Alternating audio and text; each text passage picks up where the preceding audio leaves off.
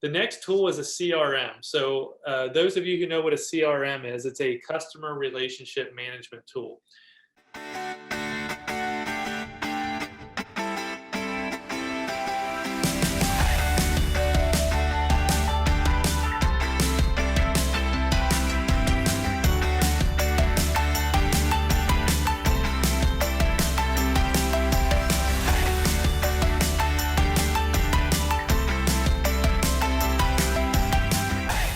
Here's why this is so important, guys. If you do not have a CRM, either your company that you're working with, let's say you're, with ABC Realty, they usually provide you with some kind of free tool.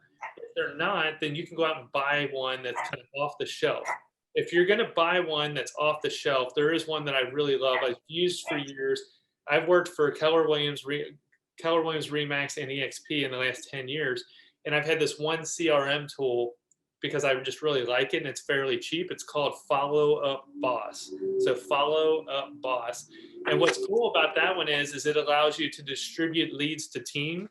So if I've got 3 buyer's agents and a listing agent and I get a new lead that comes into my system, Follow Up Boss intercepts the email from, like, let's say it's Zillow or Realtor.com or from my website, and it says, basically, who would you like to send this lead to? And then I can open it up and then I can pick an agent on the list, send it to them. Now it goes into their CRM. So it says, Derek forwarded you this lead. And now not only can I track my leads, I can then go as the team administrator and I can track other people's leads.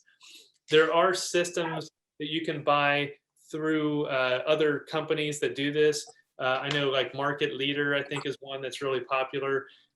There's a couple other ones out there that I haven't used before, but I've had a lot of experience with this one. And for my entire team, it only costs $200 a month.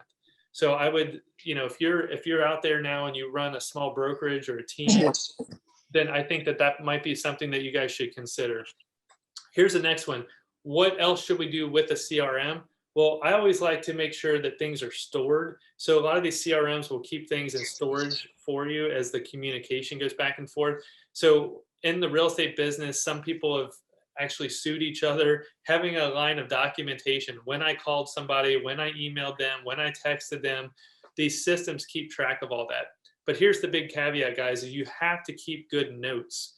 So this is one of my biggest annoyances over the last 17 years of selling real estate. I've given good leads to people and I've said, hey, call Bill Smith. He's ready to buy a home in Norwood for $200,000. And then I go in a week or two later just to check in on that lead. And there's no notes, no communication, no reference to an email, nothing. So my first assumption is this is irresponsible. Like, first of all, it's irresponsible that this person contacted me. I gave them to someone on my team and they didn't follow up with them. So that's like a horrifying feeling for me. The second thing that happens is that I go to that agent. I'm like, what happened here, man? Like, and they're like, oh, I called them like 4 times and they never picked up the phone. And then I tried emailing them. And I'm like, I go back to the record and there's no notes at all. Like, there's no reference of the phone calls. So these CRMs are only as good as what you do with them. Like, you actually have to do the work. You got to put in the notes. And so, like, for example, I'm having a client event. I'm going to go down my CRM, the Follow Up Boss, and I'm going to literally click on each record. I'm going to call my VIP client, and then I'm going to put a note, called and left message for the client event. Like, it's literally in the notes. So that way I can go back 3 months from now, 6 months from now and say, oh, I'm glad I invited that guy, but he never showed up to the event. He never let me know. So then it helps me reference that phone call for the next time. Hey, it looks like we invited you to the last event. You weren't able to make it. Hopefully you can make it this time. Well, that's a lot more. If I put no notes in there, maybe I'm like, was there a reason why I didn't contact him? Why has it been a year I haven't reached out to him? But this is all part of you guys building a business. If I was going to buy your business today, and I said, okay, let me see your communication record of your database. Because you're really, when you buy a real estate company, you're buying the database, like the clients that you think are going to buy again. Does everybody understand that? That's what the value of buying a real estate company is. So if I go to your CRM and I realize that you haven't reached out to any clients in the last year, you're like, oh no, I talk to them all the time. I'll be like, show me the proof. Well, I don't have any. Then your value to me is much less for me wanting to buy your business, right? So these are real practical things. And this might be, you might be thinking, Derek, that's way off. I'm not going to sell my business. but I need you to think that way now as you're building your business. You always have to look at the big vision and then reverse engineer that down. And I'm trying to help teach you how to be a millionaire real estate agent, not just a thousandaire real estate agent. Okay. So some of these realities might be a little harsh, but they're true. All right, guys. The last part of this is so you document, document, document, right? You can also pick a system that lets you forward leads back and forth to other people on your team.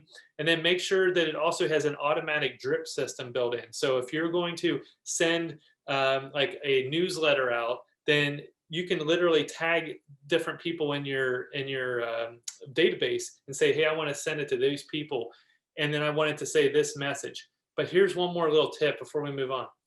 Make sure you actually tag people. So let me explain what I mean by that. When you're setting up your CRM and your database, you need to make sure that you're putting in tags for things that are relevant to them. So for example, if they were a buyer, you literally create a tag that says buyer. If they were a seller, seller. If they are a special client that just keeps referring you business, they may have bought or sold a big house from you. You just really want to make sure you stay in touch with that person. I have a tag called VIP.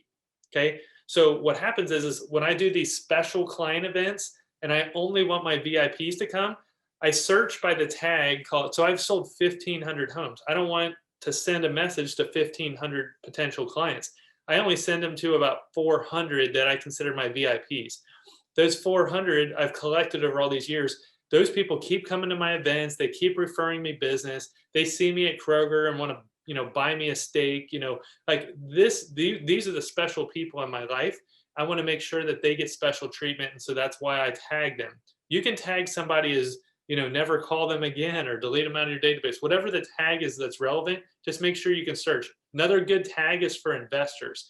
So you might get an investor that says, hey, I always buy and sell a home maybe every year or two. Well, I put that person in as a tag called investor. And then when I do get an investment property I think would be a good fit, I can actually sort my database by just investors, and then I can just contact those people that have that tag.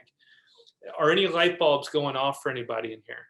Anybody hearing anything that's like, wow, I should probably try to do that? It looks like Eric says tag the VIPs, yes. And strategies of staying organized, yes. So I'm reading some of your comments here, guys. Thank you I need the encouragement, okay? Because I used to do all these live classrooms and people would be like cheering or nodding or clapping, and so maybe that's one of my love languages is get words of affirmation. So sorry, that's just who I am, right?